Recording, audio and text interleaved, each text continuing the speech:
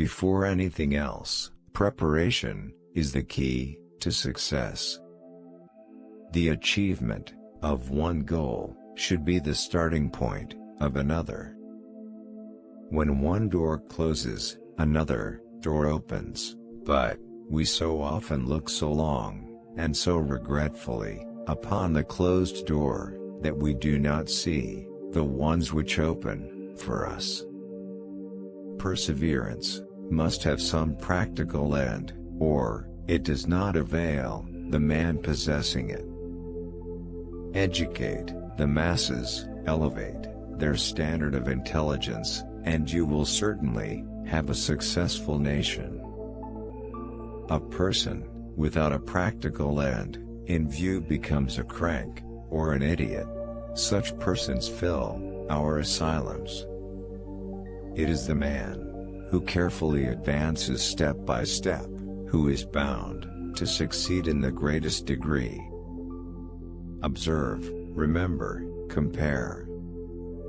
All really big discoveries are the results of thought.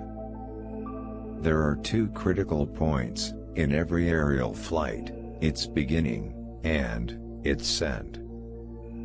Be not the first, by whom the new are tried, nor yet the last, to lay the old aside. Great discoveries and improvements invariably involve the cooperation of many minds. Concentrate all your thoughts upon the work in hand. The sun's rays do not burn until brought to a focus. Man is an animal which, alone among the animals, refuses to be satisfied by the fulfillment of animal desires. A man's own judgment should be the final appeal in all that relates to himself. Don't keep forever on the public road, going only where others have gone. Night is a more quiet time to work. It aids thought. I have always considered myself as an agnostic. The only difference between success and failure is the ability to take action. Successful ideas are the result of slow growth. The most successful men in the end are those whose success is the result of steady accretion. Alexander Graham Bell, born Alexander Bell, was born on March 3, 1847. He was a Scottish-born inventor, scientist, and engineer, who is credited with patenting the first practical telephone. He also co-founded the American Telephone and Telegraph Company in 1885. At the age of 12, Bell built a homemade device that combined rotating paddles with sets of nail brushes, creating a simple dehusking machine that was put into operation at the mill, and used steadily for a number of years. As a young child, Bell, like his brothers, received his early schooling at home, from his father.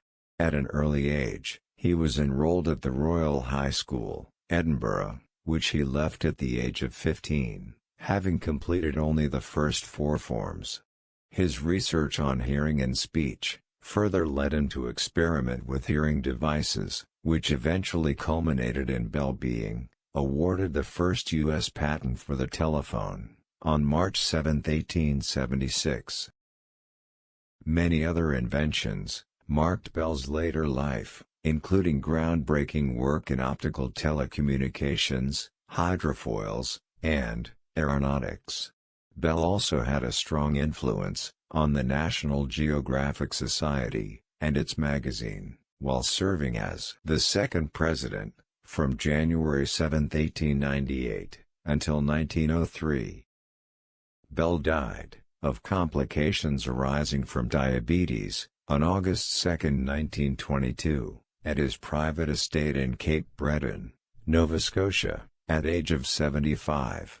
Bell had also been affected by pernicious anemia. Upon the conclusion of Bell's funeral, for 1 minute, At 6:25 p.m. Eastern Time, every phone on the continent of North America was silenced in honor of the man who had given to mankind the means for direct communication at a distance. Alexander Graham Bell was buried atop Bainbrea Mountain, on his estate, where he had resided increasingly for the last 35 years of his life, overlooking Brosdor Lake. Bell received numerous honorary degrees from colleges and universities, to the point that the requests almost became burdensome. During his life, he also received dozens of major awards, medals, and other tributes. These included statuary monuments, including the Bell Telephone Memorial, erected in his honor, in Alexander Graham Bell Gardens in Brantford, Ontario, in 1917. In 1936, the U.S. Patent Office declared Bell first on its list of the country's greatest inventors, leading to the U.S. Post Office issuing a commemorative stamp honoring Bell, in 1940, as part of its famous American series. Alexander Graham Bell was ranked 57th among the 100 greatest Britons in 2002, in an official BBC nationwide poll, and among the top 10 greatest Canadians in 2004, and the 100 greatest Americans in 2005. In 2006, Bell was also named as one of the 10 greatest Scottish scientists in history, after having been listed in the National Library of Scotland's Scottish Science Hall of Fame. Alexander Graham Bell, who could not complete the university program of his youth, received at least a dozen honorary degrees from academic institutions, including 8 honorary LLDs, 2 PhDs, a DSc, and an MD.